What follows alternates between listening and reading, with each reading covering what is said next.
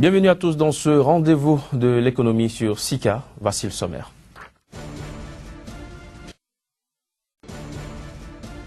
Au Nigeria, la victoire de Muhammadu Buhari à la présidentielle a été très bien accueillie par la bourse nigériane.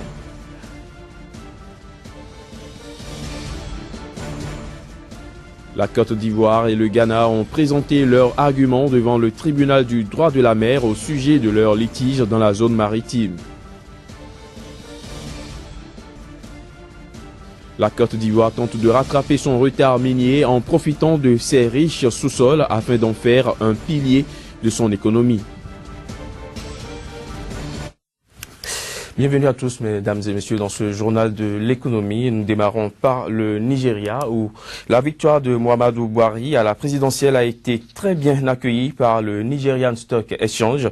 L'indice composite de la place boursière a gagné 8,5% durant la séance du 1er avril dans le sillage de l'annonce officielle des résultats du scrutin. Les investisseurs ont acheté 881,584 millions d'actions d'une valeur globale de 10,938 milliards de naira dans le cadre de 4611 transactions. Précisons que la bourse de Lagos avait chuté de 8,40% durant le premier trimestre de 2015, en raison notamment de la chute des prix du pétrole et de l'incertitude qui planait sur l'élection présidentielle.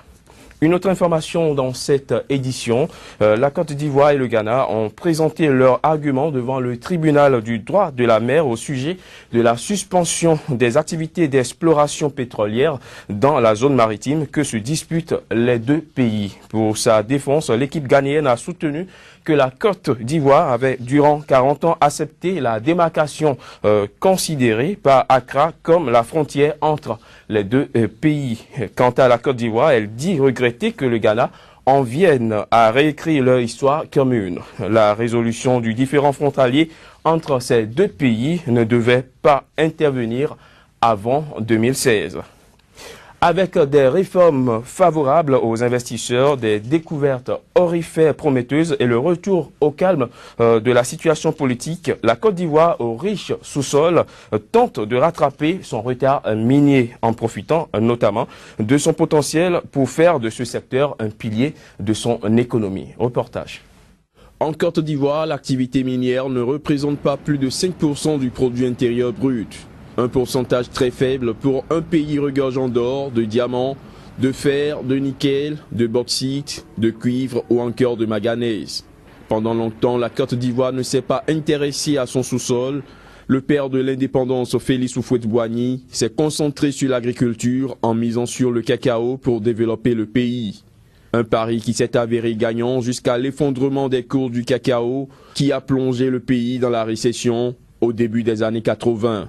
Depuis 3 ans, la Côte d'Ivoire, redevenue politiquement stable, veut désormais faire de ses sous-sols une locomotive de son développement. L'année 2015 devrait voir le début des travaux des mines d'or de Sissigé et la FEMA. Suivra en 2016 le lancement des travaux de la mine de Yaouré, dont le potentiel le plus élevé en Côte d'Ivoire est évalué à 192 tonnes.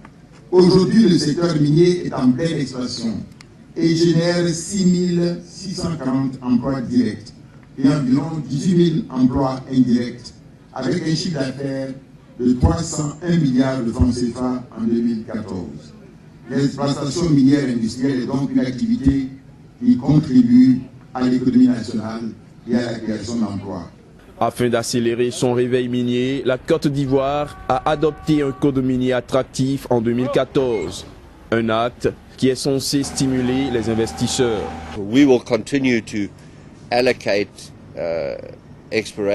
Nous allons continuer à allouer des budgets d'exploration à la Côte d'Ivoire plus que dans la plupart des autres pays grâce à sa législation et à son accès facile. Le fait que le pays soit sous-exploré accroît son potentiel. Il y a un environnement accueillant et une main-d'œuvre relativement bien qualifiée. Selon le ministère ivoirien des Mines, la production de manganèse a été multipliée par 9 entre 2011 et 2014, passant de 40 000 à plus de 360 000 tonnes. Celle de l'or a quadruplé en 5 ans, passant de 4,6 tonnes en 2010 à 18,6 en 2014. Mieux, 4 nouvelles mines d'or devraient ouvrir d'ici 2017. Hors du continent africain à présent, en Grande-Bretagne, tous les ans, tout augmente à part les salaires. C'est du moins l'opinion de la plupart des citoyens britanniques de la classe moyenne. Un phénomène plutôt inquiétant pour le parti conservateur au pouvoir avant les élections législatives. Les images. Comme chaque semaine, Laura et Phil font leurs courses au supermarché. Pourtant, même s'ils travaillent tous les deux, ils ont dû changer leurs habitudes et se rendent désormais dans un magasin discount. En 5 ans, les prix ont augmenté de près de 11% au Royaume-Uni, ce qui n'est pas le cas de la plupart des salaires. Je travaille pour le système de santé publique, donc les augmentations de salaire sont faibles en ce moment à cause de la pression du gouvernement. Généralement, mon salaire n'augmente que tous les 3 ou 4 ans. Chaque année, on dirait que les choses coûtent de plus en plus cher, alors que les salaires restent les mêmes. Comme les Birchleys, des millions de familles de la classe moyenne britannique doivent désormais se serrer la ceinture. Et c'est eux qui se trouvent au centre de la bataille électorale que se livrent les deux principaux partis du pays. Alors que les conservateurs au gouvernement mettent en avant le retour de la croissance économique et la baisse du chômage, l'opposition, menée par les travaillistes, dénonce l'appauvrissement des classes moyennes. Les conservateurs ont une avance certaine concernant leur crédibilité sur les questions économiques. Mais dans le même temps, nous savons que les gens s'inquiètent sur le coût de la vie et par extension sur ce que les performances économiques du pays apportent ou n'apportent pas à leur vie quotidienne. Ce qui pourrait être l'une des raisons pour lesquelles cela n'a pas eu l'impact que les conservateurs espéraient. Les travaillistes espèrent séduire les électeurs en proposant 25 heures de garderie gratuite par semaine et une baisse de 10% du prix de l'énergie. Leur objectif, c'est la maman Lidl, un terme inventé par la députée travailliste Caroline Flint, en référence à la multiplication du nombre de magasins discount au Royaume-Uni.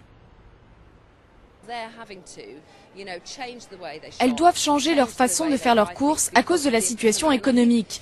Et je pense que trop souvent, en politique, on ne se préoccupe que des grandes questions stratégiques. Et pour être honnête, la plupart des gens ne parlent pas de la vie de tous les jours. Depuis 2008, le salaire moyen a chuté de 10% dans le pays. Et les inégalités se sont creusées. Longtemps donnés comme perdants dans cette élection, les travaillistes ont capté une partie des mécontents et amorcé une remontée dans les sondages. Mais personne ne domine encore clairement la bataille à venir. Conservateurs et travaillistes sont toujours au coude à coude. Au Bénin, le bois industriel est abusivement exploité, ce qui n'est pas sans conséquence sur les essences forestières qui sont en voie de disparition. C'est justement de ça qu'il sera question dans la deuxième partie de ce journal de l'économie.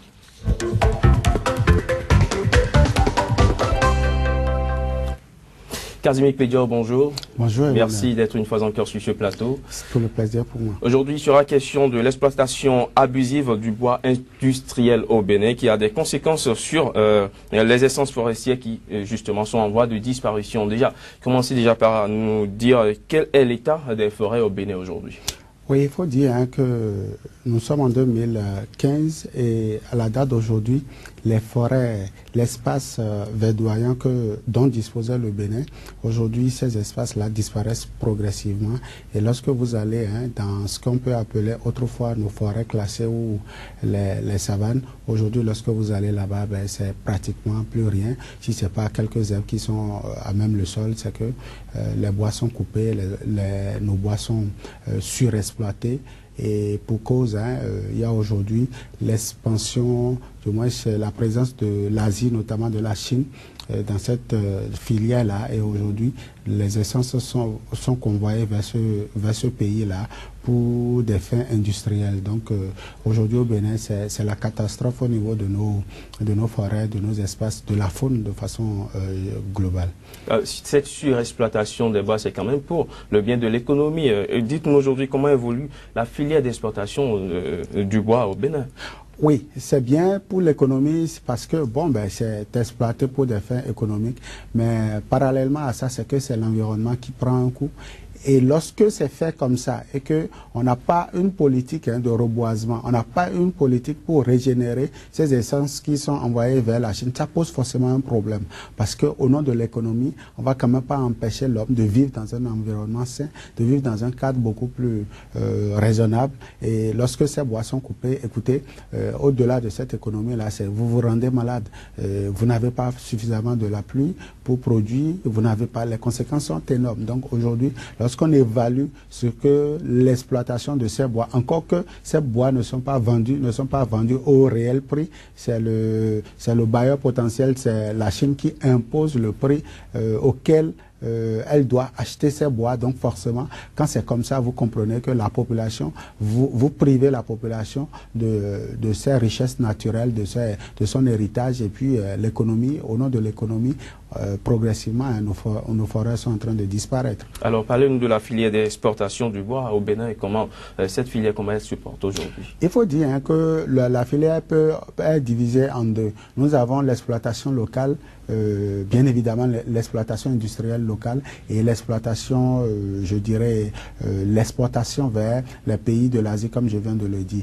Au niveau de l'exploitation locale, il y a l'industrie locale, notamment la menuiserie, les ébénistes qui utilisent le bois pour fabriquer des objets d'art, pour fabriquer des mobiliers et consorts pour la consommation locale. Donc au Bénin, aujourd'hui, à la date d'aujourd'hui, nous n'avons encore que dans nos habitudes l'exploitation du bois pour fabriquer les meubles et consorts pour mettre à la disposition du public, alors que dans certains pays, on a commencé par remplacer déjà cette matière première-là par d'autres matières comme l'aluminium, comme les plastiques ou bien d'autres matériels en alliage. Alors, lorsque vous voyez une économie, lorsque vous voyez un environnement qui est ainsi fait, et au même moment, on ne permet pas à ces essences-là de régénérer, c'est que ça pose forcément à long terme un problème environnemental, un problème où l'homme, de façon générale, serait encore face à des conséquences que lui-même il s'est créé. Donc aujourd'hui, nous avons une exploitation abusive autant au niveau local qu'au niveau de l'exportation de nos bois, et forcément ça prend un coup sur l'environnement. Mais aujourd'hui, est-ce qu'on peut dire qu'il y a des mécanismes qui ont été mis sur pied pour la régénérescence de ces essences exploitées?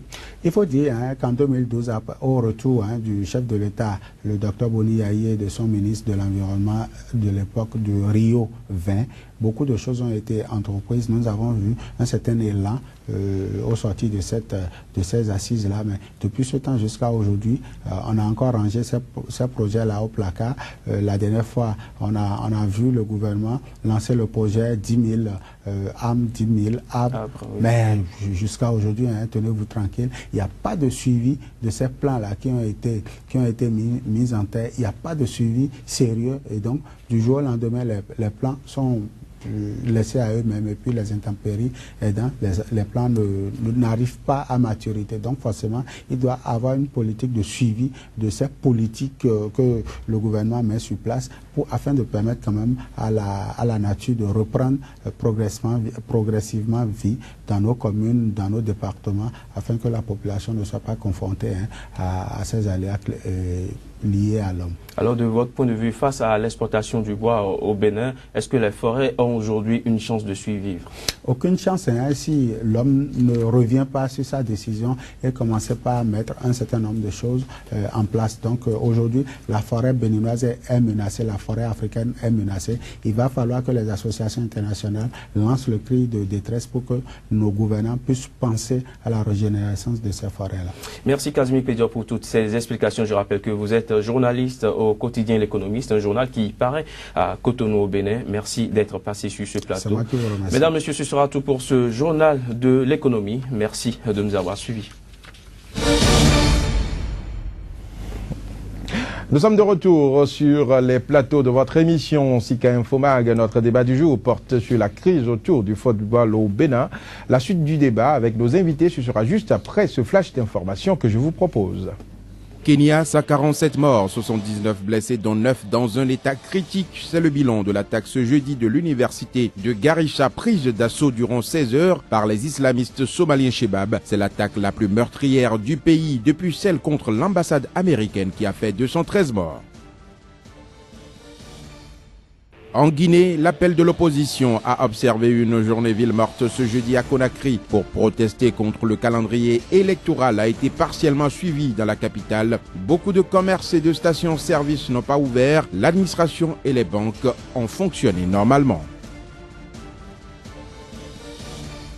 Le sélectionneur adjoint du Maroc a qualifié ce jeudi de grand soulagement la décision du tribunal arbitral du sport d'annuler les sanctions qui privaient le Maroc des éditions 2017 et 2019 de la CAN. La CAF avait sanctionné le pays pour avoir renoncé à l'organisation en 2015 en raison de l'épidémie d'Ebola. Nous allons poursuivre notre débat du jour avec nos deux invités. Il s'agit de deux journalistes très introduits dans le milieu du football au Bénin, mais avant, voici le générique.